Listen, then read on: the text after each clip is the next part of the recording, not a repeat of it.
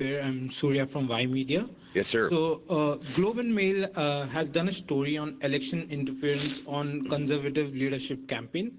What are your comments on that? Well, first of all, let's quote from that Globe and Mail article. I'm going to quote here. CSIS also did not have evidence that Mr. Poilievre or members of his inner circle were aware of these alleged actions.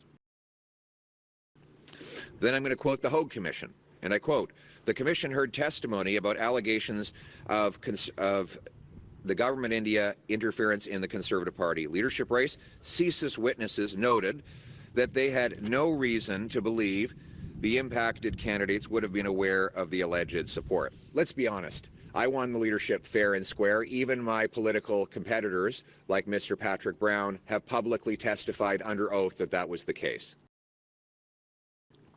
But I'm glad that the Liberals put this attack out today. Really glad.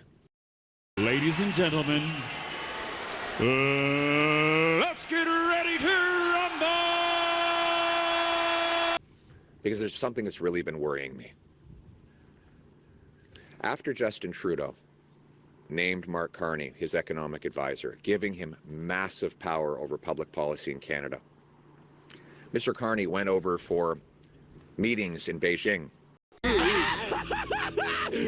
Finally!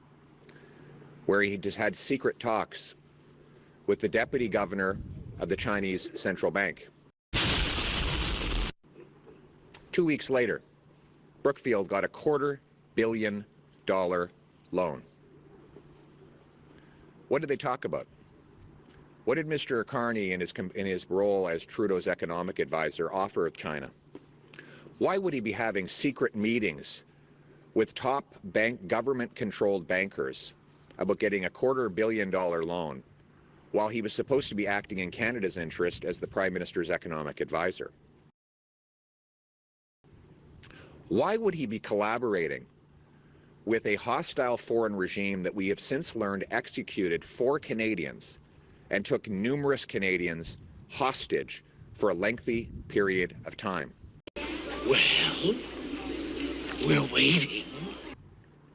And given that Mr. Carney knows that he still owns massive financial interests in Brookfield, which owes a $250 million to a Chinese state-controlled bank, how do we know he's not going to act against our interests in favor of his financial interests?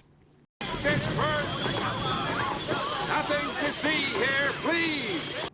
Why didn't he stand in front of this microphone and confess to Canadians that he owes the Chinese government that kind of money? What? Is this why he's covering up his financial interests? And given that China has murdered our people, taken our people hostage, how is he ever going to stand up to foreign interference when he is so financially compromised? We have never in our history had a weak, out-of-touch leader so terribly compromised